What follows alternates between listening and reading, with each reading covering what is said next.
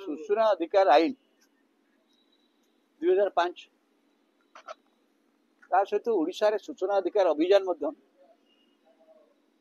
पूर्व आरंभ होती बर्तमान 20 वर्ष अतिक्रांत कर संक्रांत आज आरटीआई एक्टिविस्ट सूचना अधिकार अभियान पक्षर सभाटी हो मुझे अभियान सहित प्रथम जड़ित से हिसाब से आसी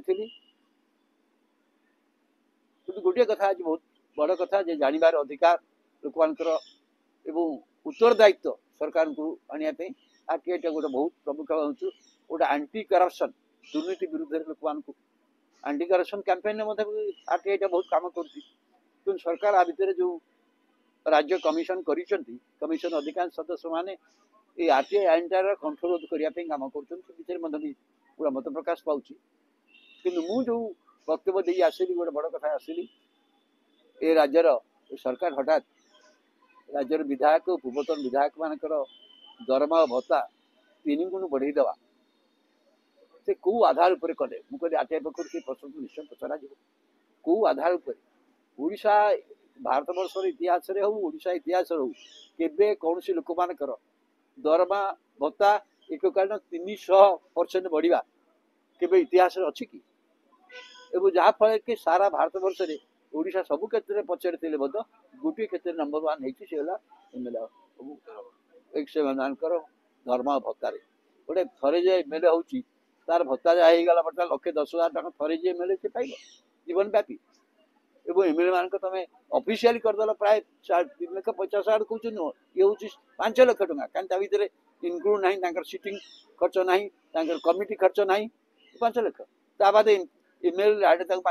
कोटी दिखाई अन्य कथा अच्छी तो ये भाव में जो राज्य लोक मान शिक्षा अवस्था देखु अवस्था देखु कहीं एक कथा कले क्या पचारि कले जेहेतु आईन संविधान व्यवस्था अच्छी विधायक मान निजर दरमा भत्ता स्थिर करेंगे ये व्यवस्था अच्छी से तार सुविधा नहीं आगुरी कई सुविधा को बढ़ार अपहार करुले बढ़ी मतलब 25% 30% बढ़ी कहीं कही न था इवन 50% बढ़ी मतलब कहीं कही न था 300 गुण बढ़ईदेवा एपरी पूर्वतन विधायक मान विषय मतलब आलोचना हो प्रस्ताव ग्रहण कर क्षमा माने इटा मु कहिबी गोटे विधानसभा जहाँ करिछि सेमानकर जनमत प्रति खातिर नहीं भय नहीं ये प्रमाणित कर कारण आ विरुद्ध में कि जनमत हम से किपरि चिंता कले मत आश्चर्य हो सर विधायक जन केमती पेंशन जो पाती सेटा केमती पाती 5 वर्ष टर्म सरीगला पर पाती ना 60 वर्ष चला पर नहीं नहीं टर्म सरीगला पर तांकु जो पेंशन टा से बस अनुसार आपण एमएलए अछन एमएलए जो आपण सरीगला आपण एमएलए हेले नाही आपण पेंशन पाइबे थरे एमएलए गता आपण 1,10,000 टाइम पेंशन पाइबे वर्तमान राज्य माने को भी टॉपिकली हम ओडिशा में नंबर 1 भारत वर्ष रे एक कथा भारत वर्ष रे कौन से राज्य करना करिया मतलब माने केते ओडिशा वाला क्षेत्र जोड़ा सब क्षेत्र रे गरीब मुंड पिछा सब क्षेत्र दरिद्र राज्य से राज्य रे विधायक माने 300 गुण बुद्धि करके तांकर भत्ता दरमा नहीं दिबे एटा त कौन प्रकार लोक ग्रहण कर पारना तले बणई विधायक एटा को केवल बणई विधायक सीपीएम विधायक कहते ना किंतु केमि भारे पास करेंगे मुझे अनुरोध करी मुख्यमंत्री की जे आर नोटिफिकेशन रखू मुझे भी मुख्यमंत्री अनुरोध करी मुख्यमंत्री जड़े दल पीढ़ी आसी नेता आदिवासी वर्गर सी नोटिफिकेशन बंद करूँ बंद कर पुनर्विचार करूँ कारण कहीदे प्रति 5 वर्ष बढ़ तार व्यवस्था भी करदे आउ पड़ोनी तेणु से गोटे कथा करूँ मुख्यमंत्री यार नोटिफिकेशन बंद करूँ बंद करी आ ऊपर गोटे कमिटी ऑफ एक्सपर्ट न जड़े अति कम रे जने पूर्वतन जज को आ दिंतु टिके विचार करू को आधार पर है हवा युक्तियुक्त कि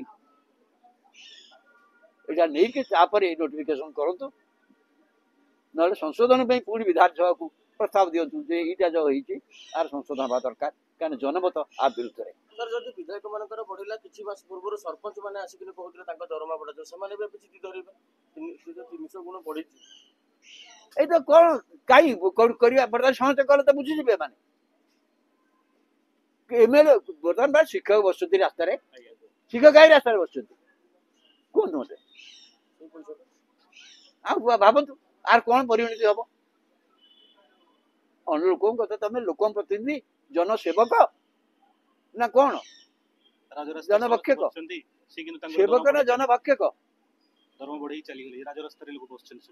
ରାସ୍ତାରେ ବସିଛନ୍ତି। ଏଇଟା ଗୋଟେ ଅତ୍ୟନ୍ତ ଜଘନ୍ୟ।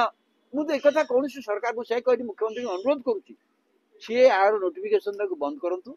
ରିଭ୍ୟୁ କରନ୍ତୁ। କାରଣ ଜନମତ ବିରୁଦ୍ଧରେ ଲୋକ ଓଡ଼ିଶାର ଅବସ୍ଥା ଦେଖନ୍ତୁ। ବୁଢା ବୁଢୀ ମାନଙ୍କ ଦରମା